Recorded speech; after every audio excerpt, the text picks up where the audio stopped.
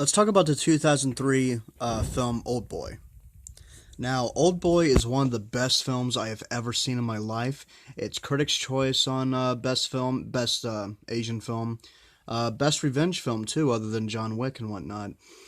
And well, what can I say about this movie? That has already been said.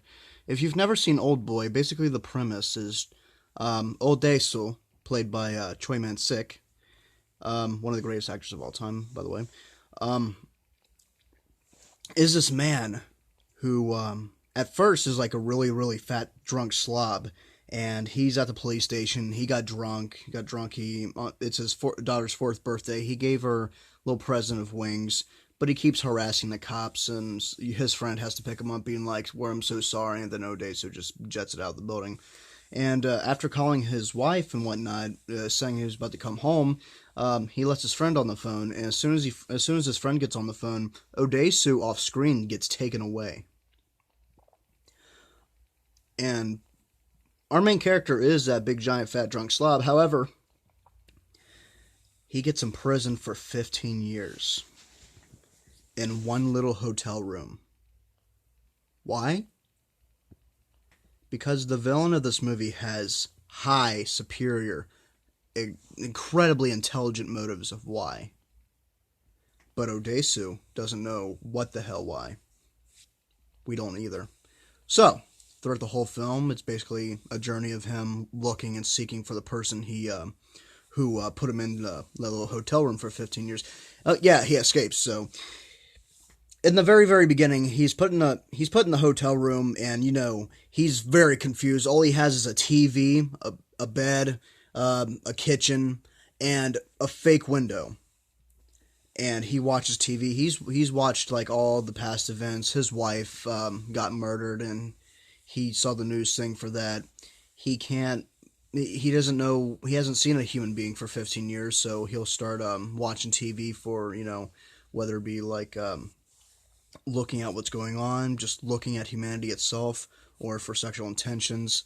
But essentially, he's just like tortured, like every single day. Like they put like little trays of food underneath the door and shit, and he would grab the food, but instead of like trying to get for the food first, he would like poke his head out and be like, "Why? Well, why are you doing this to me? Oh man, I've been here for 2 months, like 2 months already." He's and the guy like behind the door, give him the food. It's like, just shut the fuck up, and just kind of kicks him or kicks the tray to him.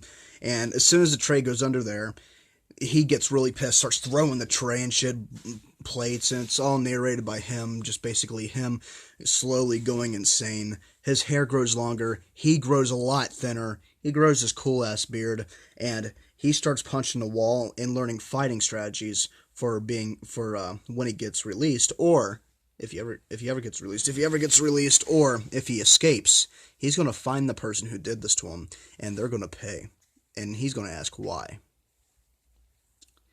And when he does, he is so out of his mind. Odesu, as a human being, is now gone. I mean, he's still there, but he don't know how to treat people anymore. So he'll just like randomly like look at somebody, and he doesn't give a shit. All he thinks about is revenge. So he'll just like take random shit. He took a woman's glasses, and then just like walked away. The woman's complaining and shit.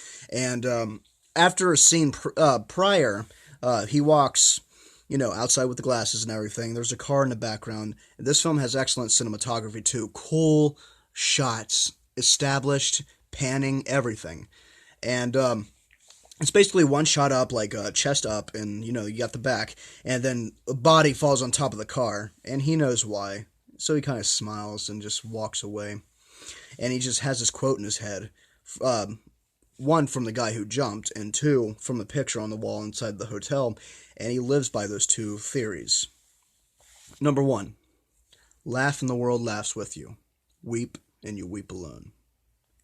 And the second thing, before the guy committed suicide, and Odesu just kind of walked away. This is all like the first like 20 minutes, so I'm not telling you much. And it becomes the theme of the whole film. So, even if I'm no better than a beast, don't I at least deserve to live? Or something very close to that. And he rolls with it. And so he finds this young lady. He's given hospitality by this young lady. And his search for the dude begins. And when he finds out, like, certain places where they are, and he'll just, like, dig into random stuff. He don't give a shit. And he'll start, like, digging stuff into her apartment because he thinks that she has a connection with him when she really kind of doesn't. But they are using her, too, because it's all part of the villain's master plan, you see. And I'm not going to tell you what that plan is. You have to watch the movie yourself. And it ends with a bang. It ends with a bang. A most jarring bang. So, the next thing I'm going to tell you before I stop describing this movie is that he takes a claw hammer and he goes and finds out where some of the henchmen are, and he's looking for questions. He'll start pulling teeth with the claw hammer and shit. And then there's this long hallway. After he's done questioning the guy, he asks the guys, he's like, you guys AB positive blood? And some people raise their hand. He's like, take him. That's a lot of blood. He might die. So they're taking him down the hallway. They're like, who the hell is this guy?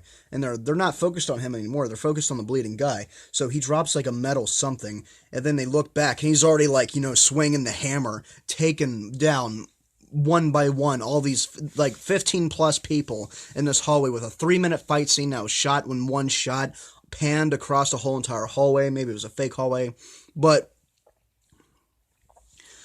and he is just such a badass. Like I said, he tested this outside before he did stuff like that, because if he wanted to search for revenge, he wanted to see if all that fighting technique worked. So he went to a random person smoking a cigarette, a little gang of like hooligans, and he just kind of takes the cigarette out and walks and kind of like, sits down and takes a smoke.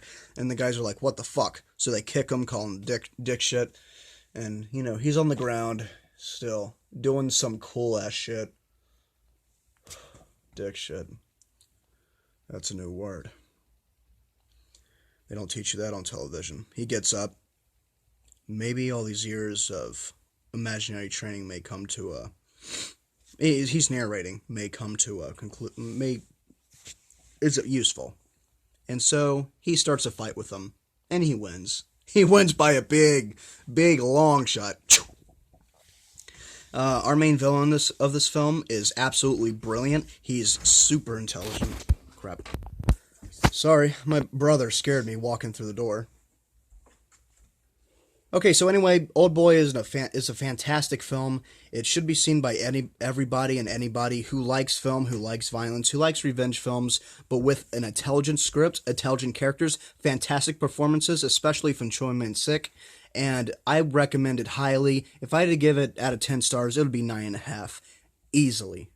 Thank you all very much for watching. I kind of shaved my beard like Odesu too, but it didn't work because it's supposed to be a little wider here. I messed up. But you know what? That's what it is. So thank you all very much for watching. Watch Oldboy. If you haven't, you've done fucked up. That's all I gotta say. Rock on, ladies and gentlemen.